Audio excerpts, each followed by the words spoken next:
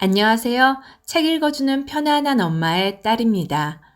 오늘은 읽으면서 위로가 되고 마음 따뜻해졌던 책, 타인으로부터 나를 지키는 법의 일부를 읽어드릴까 합니다. 저자는 올해의 신한국인 대상, 한국을 이끄는 혁신 리더, 대한민국을 빛낸 자랑스러운 한국인 대상, 미래창조 신지식인 등 교육 부문에서 다수의 상을 수상하신 김희섭 교수님입니다. 이 책에서는 사람들과 멀어지고 싶다가도 혼자 있으면 외롭고 화가 치솟기도 하고 때론 자신감이 없어지기도 하지만 그럼에도 행복해지고 싶은 우리의 숨겨진 감정들과 그런 감정을 행복으로 바꿀 수 있는 조건, 알면서도 잊어버리는 나의 감정을 지키는 법을 알려줍니다. 그러면 프롤로그와 함께 책의 순서와 상관없이 나를 지키는 방법 몇 가지를 소개해 드리겠습니다. 프롤로그. 이제는 위로받고 싶다. 나무마다 꽃이 피는 시기가 다릅니다. 인생의 꽃을 피우는 시기도 사람마다 다릅니다.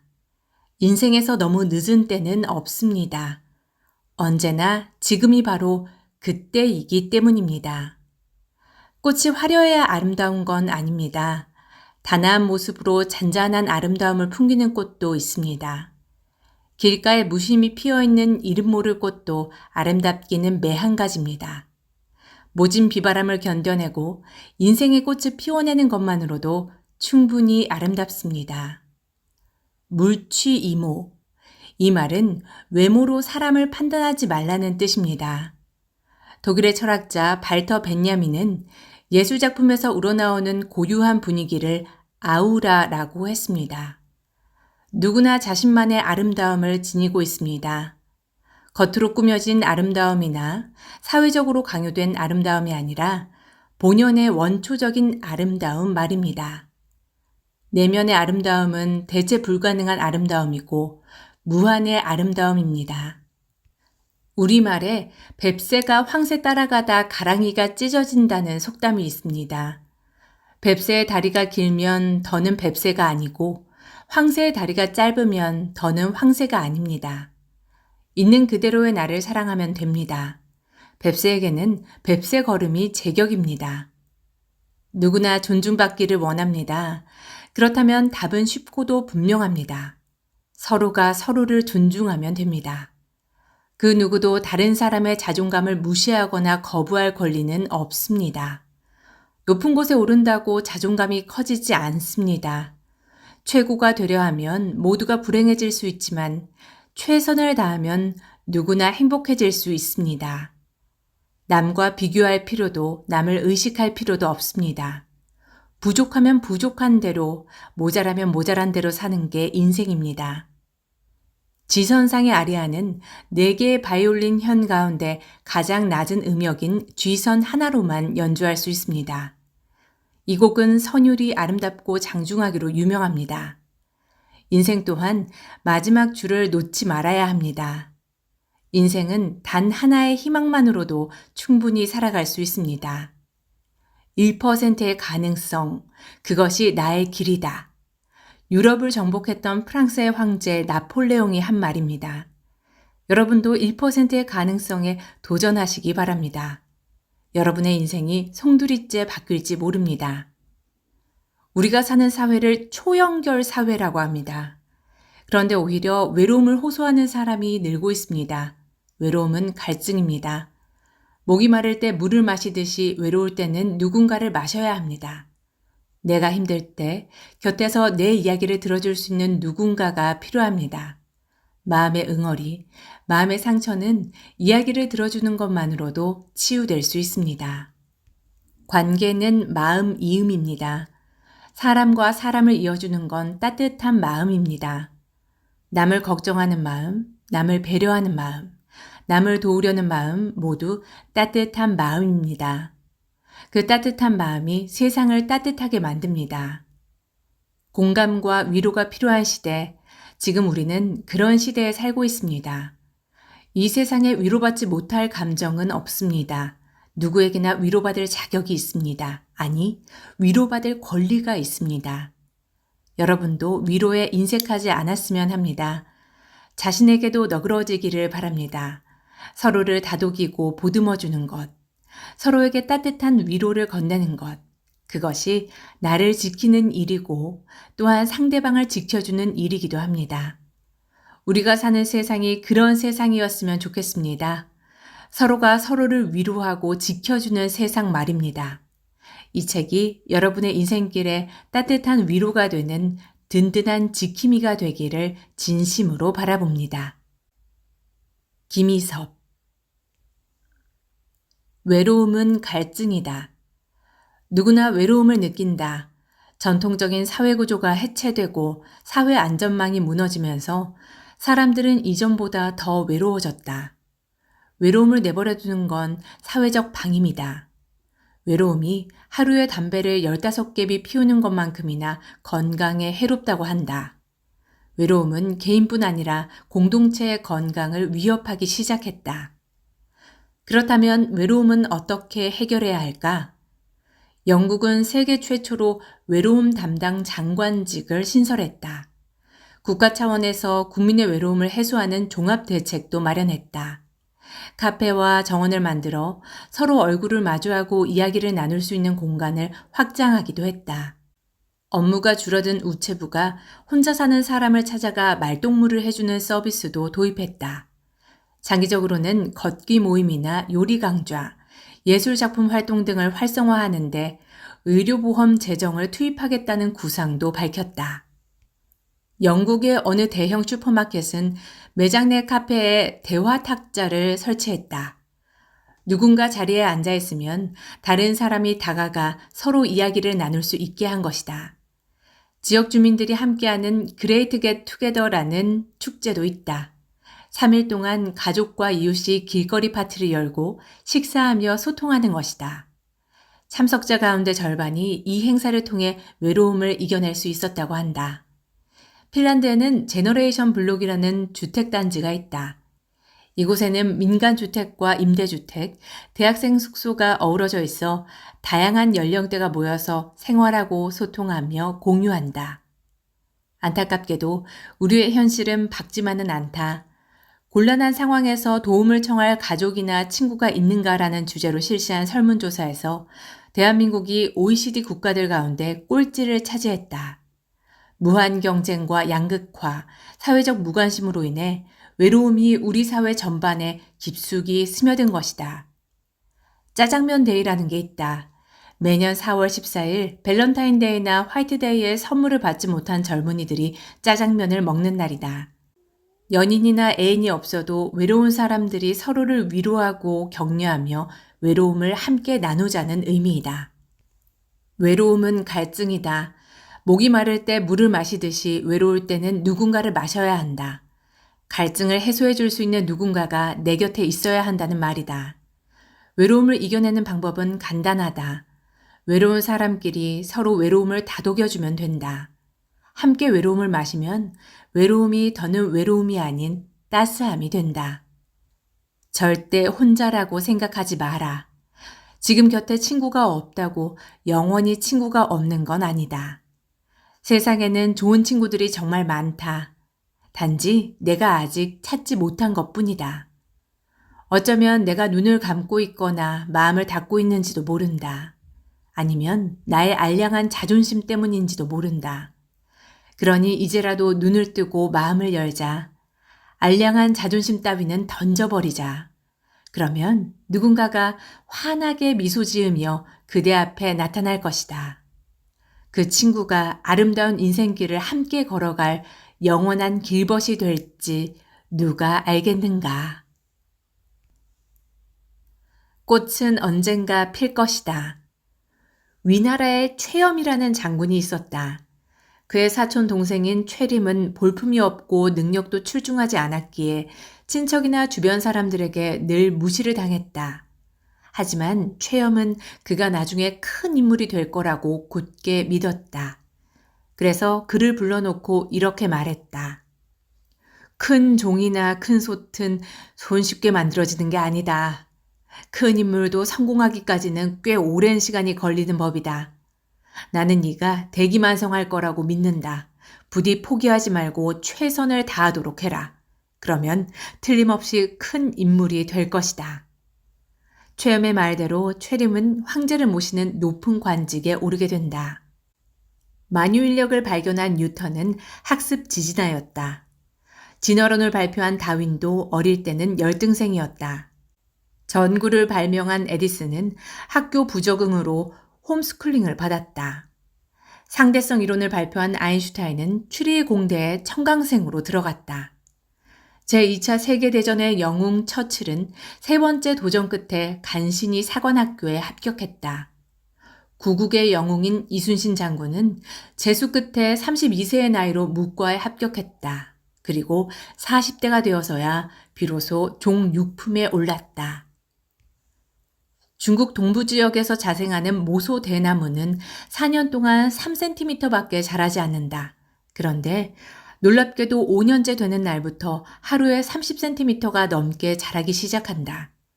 그리고 6주 만에 15m 높이로 자란다. 이게 어떻게 가능할까? 겉으로 보기와는 달리 실제로는 4년 동안 땅속 깊이 뿌리를 내리고 있었기 때문이다. 그 깊이가 높이를 만들어낸 것이다. 대기만성은 큰 그릇을 만드는 데 시간이 오래 걸린다는 뜻이다. 한마디로 기다림의 미학이다. 믿고 기다릴 줄 알아야 한다. 언젠가는 꽃이 핀다. 꽃이 피는 때가 다를 뿐이다. 꽃이 늦게 핀다고 아름답지 않은 게 아니다. 오히려 힘겨운 역경과 고통을 견뎌낸 만큼 더 아름다운 꽃을 피운다.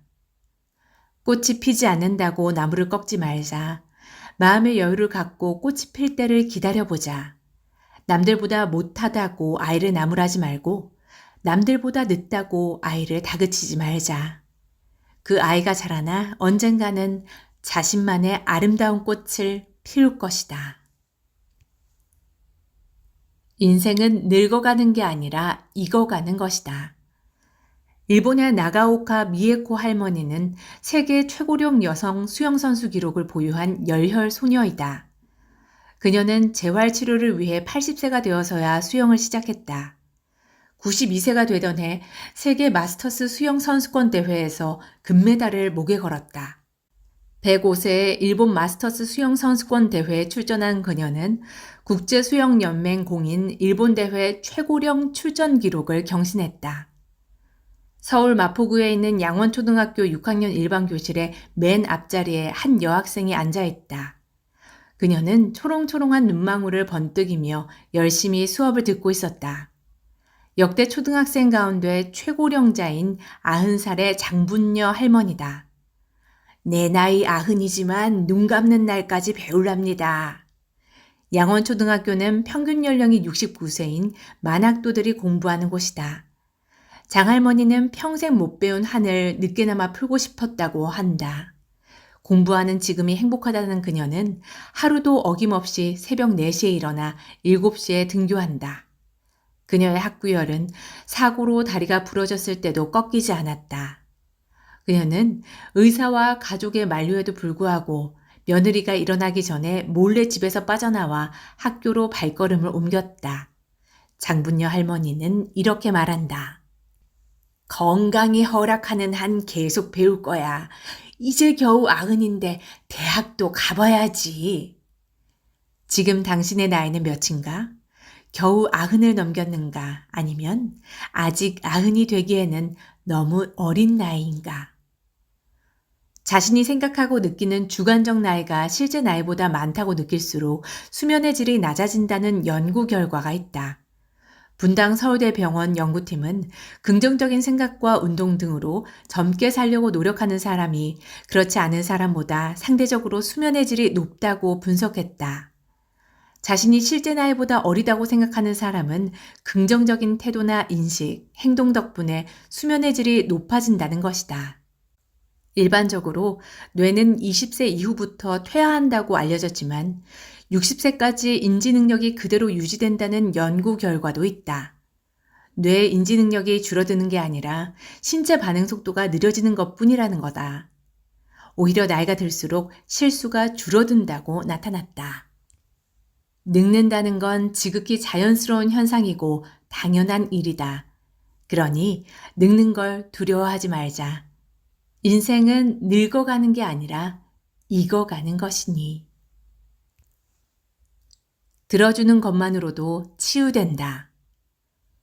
의사는 환자의 병을 치료하는 사람이다. 병을 제대로 진단하고 그 병을 잘 고칠 줄 알아야 한다. 하지만 무엇보다 중요한 건 환자가 하는 이야기를 잘 들어주는 것이다. 그런데 우리의 현실은 녹록지 않다. 의사가 환자의 말을 들어주고 싶어도 그러기 힘들다. 정해진 시간에 많은 환자를 상대해야 하기 때문이다. 내가 독일에서 공부하던 때의 일이다.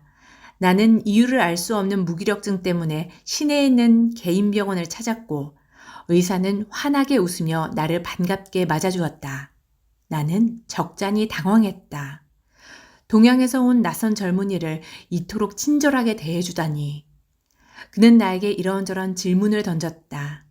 독일에서 무슨 공부를 하는지, 생활하는데 어려움은 없는지, 앞으로 어떤 계획이 있는지 등을 물었다. 나는 독일의 노벨상 수상 작가인 하인리히 벨의 휴머니즘을 연구하고 있다고 말했다. 그랬더니 그는 자신도 그 작가를 가장 좋아한다면서 자신이 읽은 작품에 대한 감상을 늘어놓기 시작했다. 나는 그의 박식함에도 놀랐지만 그의 인간적인 따뜻함과 친절함에 더 놀랐다. 그 덕분인지 나는 이내 건강을 되찾았다. 1996년 미국 정신과협회는 화병을 한국인에게만 특이하게 나타나는 정신질환으로 규정했다.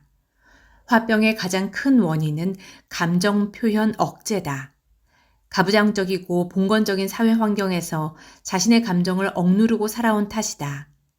그래서인지 화병 환자들 가운데 20%는 약물 처방으로, 나머지 80%는 대화를 통해 치료한다고 한다. 경청은 귀를 기울이는 것이다. 상대방에게 조용히 다가가 귀를 내주는 것이고 마음을 여는 것이다. 무엇보다 오롯이 나를 비워내야만 상대방의 이야기를 받아들일 수 있다. 배움도 치유도 화해도 모두 듣는 데서 시작한다. 상대방을 존중하고 상대방의 말에 귀를 기울이는 것. 그것이 바로 소통의 기본이고 본질이다. 내가 힘들 때 곁에서 이야기를 들어주는 누군가가 있다는 것만으로도 커다란 위로가 된다.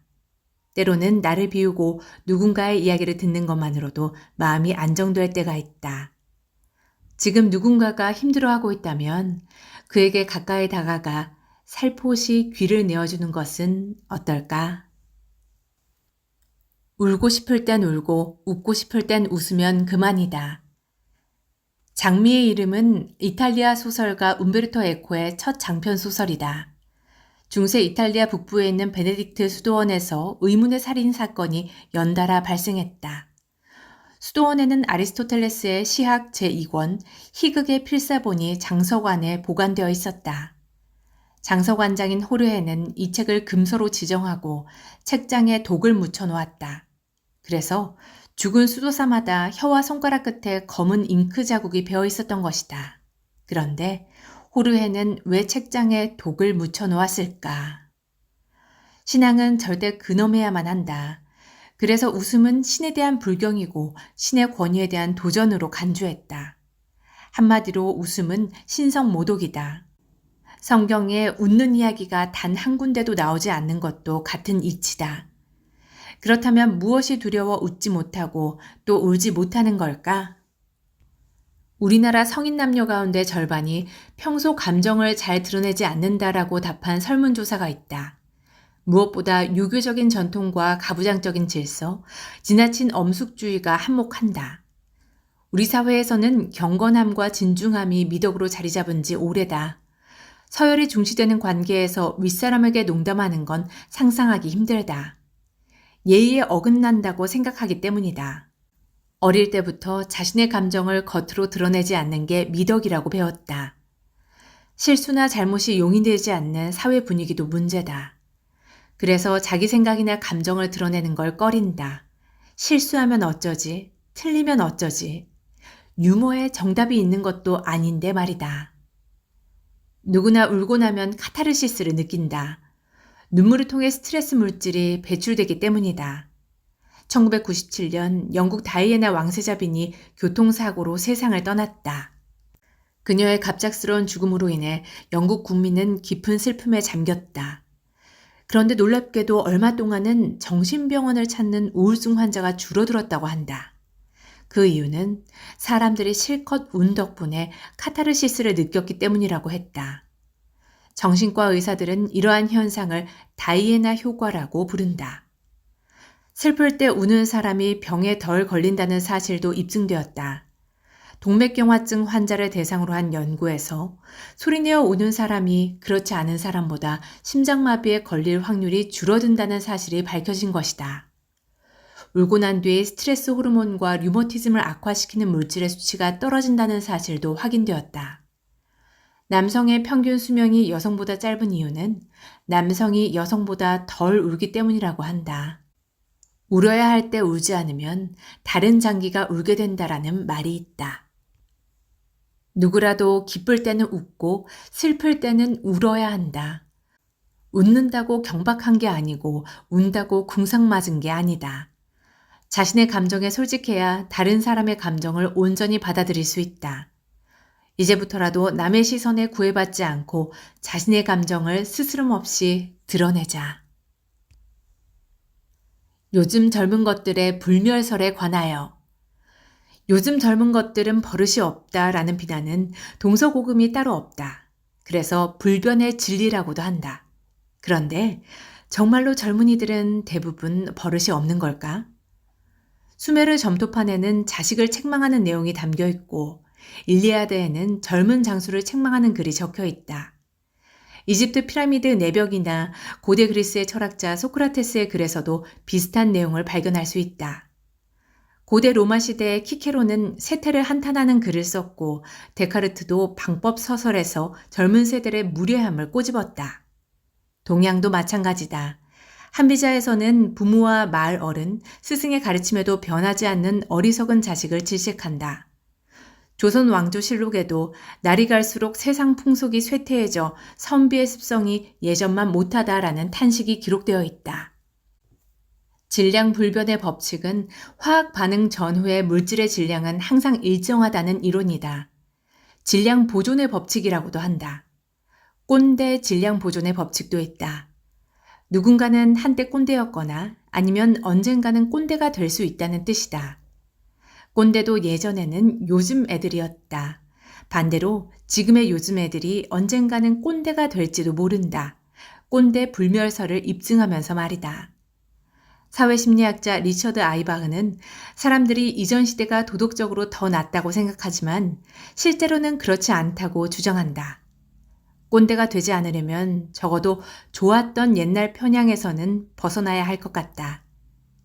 인간은 자신의 행동에 대해서는 관대하고 다른 사람의 행동에 대해서는 냉정하게 평가하는 성향이 있다. 어쩌면 시대가 변하면서 사람이 무례해지는 게 아니라 자신에게 관대하고 타인에게 냉정한 성향이 강화되는 건지도 모른다. 모든 게 상대적이다. 젊은이를 존중하면 어르신이고 젊은이를 무시하면 늙은이다. 그리고 어른을 불순하게 대하면 요즘 애들이고 어른을 공경하면 건실한 젊은이다. 나에 대한 평가는 내 태도에 달려있다. 누구나 한때는 요즘 애들이었고 누구나 언젠가는 꼰대가 된다. 나도 한때는 요즘 애들이었지만 언젠가는 꼰대가 될지도 모른다. 남을 비난하기에 앞서 나 자신을 먼저 성찰해야 한다. 그러면 요즘 애들이나 꼰대도 모두 나의 자화상이고 내 이웃이라는 사실을 깨닫게 될 것이다. 어쩌면 그 모든 게 내가 만들어낸 허상일지도 모른다. 내가 가는 인생길이 바로 행복이다.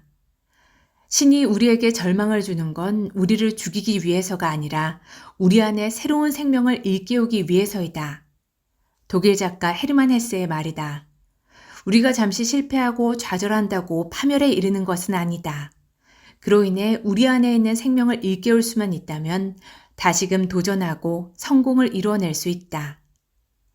춤추는 별을 잉태하기 위해서는 혼돈을 품어야 한다.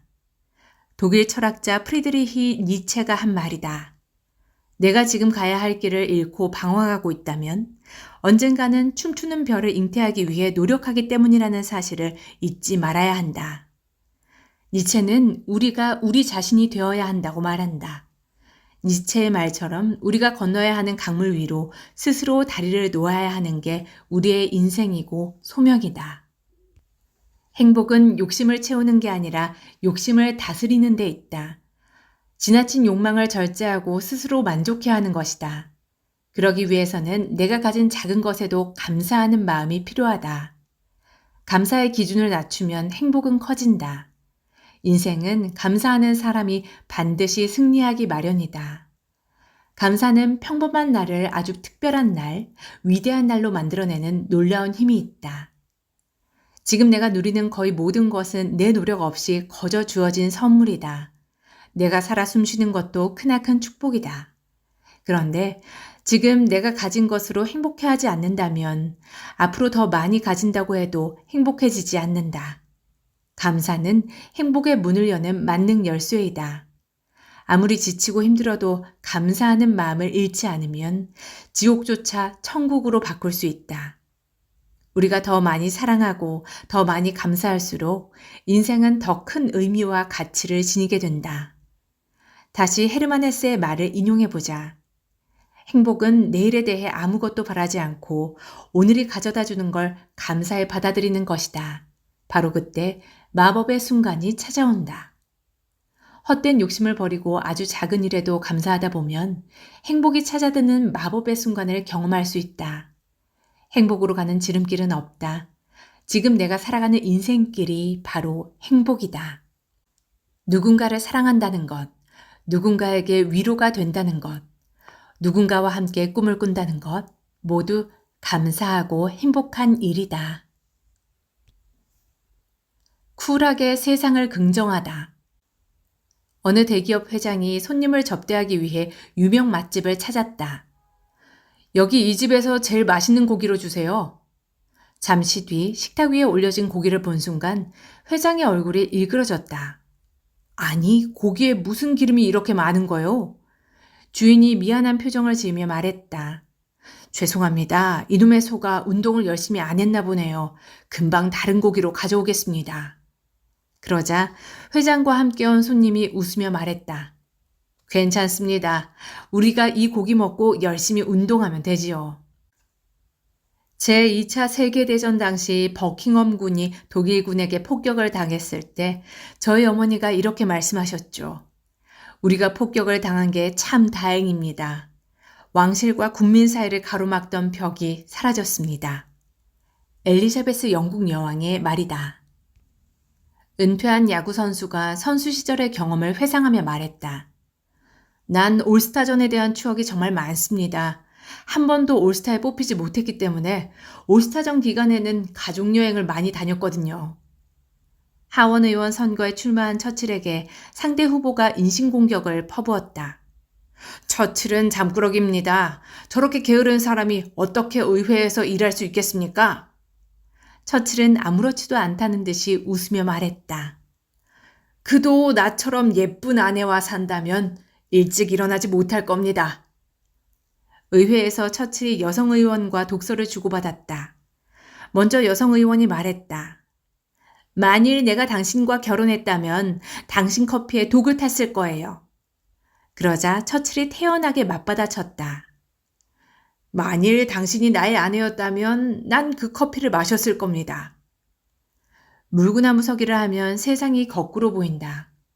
거꾸로 보이는 세상은 이전과는 확연히 다르다. 유머는 세상을 뒤집는 게 아니고 뒤집어 보는 것이다. 그러면 이전에 보지 못했던 걸 볼 수 있고 알지 못했던 걸 알 수 있다. 유머에는 부정을 긍정으로 승화시키는 매우 놀라운 힘이 담겨 있다. 그 힘이 험난한 인생길에서 나를 받쳐주는 버팀목이 된다. 에필로그. 내가 나를 지켜야 한다. 세상에는 지킬 게 너무 많습니다. 약속도 지켜야 하고 예의도 지켜야 하고 질서도 지켜야 합니다. 물론 건강도 지켜야 합니다. 그런데 무엇보다 중요한 것은 바로 나를 지키는 일입니다. 나를 지킨다는 건 나를 사랑하는 일이고, 나를 인정하는 일이고, 나를 신뢰하는 일입니다. 내게 부족함이 있어도 받아주고, 내가 실수를 저질러도 보듬어주는 것입니다. 부족함은 채우면 되고, 실수는 만회하면 되니까요. 이 세상에 나보다 중요한 것은 없습니다. 내가 세상의 중심입니다. 내가 흔들리면 세상도 흔들리고, 내가 무너지면 세상도 무너집니다. 내가 세상 주위를 도는 게 아니라 세상이 내 주위로 돌아갑니다. 지금 여러분은 부질없이 흔들리고 있다고 생각하나요? 아닙니다. 꿈을 향해 움직이는 중입니다. 자신이 살아온 인생이 버려진다고 생각하나요? 아닙니다. 씨앗으로 뿌려지고 있습니다. 자모인모라는 말이 있습니다. 내가 나를 업신여기면 남도 나를 업신여긴다는 뜻입니다. 어찌 보면 지극히 당연한 말이기도 합니다. 내가 나를 사랑하지 않는데 누가 나를 사랑할 수 있을까요? 남이 나를 업신여기는 게 싫으면 내가 나를 업신여기지 말아야 합니다. 그런데 내가 나를 업신여길 수는 없습니다. 자신이 교만한 마음으로 나를 하찮게 여긴다는 건 참으로 어리석기 짝이 없는 일입니다. 먼저 나를 사랑해야 합니다. 나를 사랑하지 않고 남을 사랑할 수는 없습니다. 나를 존중하지 않고 남을 존중할 수도 없습니다. 나에 대한 신뢰가 있어야 남을 신뢰할 수 있는 법입니다. 진정한 자존은 잘난 체 하는 게 아니라 자신의 존엄과 가치를 스스로 깨달아 올곧이 지키는 일입니다. 허울 좋은 자만이나 오만이 아닌 올바른 자기 인식이고 자기 사랑입니다. 그러니 자중자애해야 합니다. 자신을 소중히 여기고 무한히 사랑해야 합니다. 그래서 나에게 주어진 인생을 멋지게 살아내야 합니다. 누구나 자신이 존중받기를 원합니다. 그렇다면 답은 쉽고도 명확합니다. 서로를 존중하면 됩니다. 그 누구도 다른 사람의 자존감을 무시하거나 거부할 권리는 없습니다. 자존감은 인간 본연의 권리이고 인간이 존재하는 당위성을 담보합니다. 남과 비교하지 마십시오. 나는 누구와도 비교될 수 없는 절대적인 존재입니다. 스스로 칭찬을 아끼지 마십시오. 내가 가장 듣고 싶은 말을 나에게 해주기 바랍니다. 높은 곳에 오르려고 하지 마십시오. 높은 곳에 오른다고 자존감이 커지지 않습니다. 공연히 자만심만 커질 뿐입니다. 최고가 되려 하지 말고 최선을 다하십시오. 최고가 되려고 하면 모두가 불행해질 수 있지만 최선을 다하면 누구나 행복해질 수 있습니다. 남을 의식하지 마십시오. 체할 필요도 척할 필요도 없습니다. 부족하면 부족한 대로, 모자라면 모자란 대로 사는 게 인생입니다. 세상에 완벽한 사람은 없습니다. 나 또한 완벽하지 않습니다. 완벽하지 않음이 완벽함보다 더 인간적이고 자연스럽습니다. 완벽하지 않은 나에 대한 절대적인 믿음과 사랑으로 내 인생에 긍정적인 의미를 부여해 나가면 됩니다. 그게 바로 내가 나를 지키는 방법입니다. 오늘 책 소개는 여기까지입니다. 그러면 편안한 시간이 되셨기를 바라며 오늘도 행복하세요.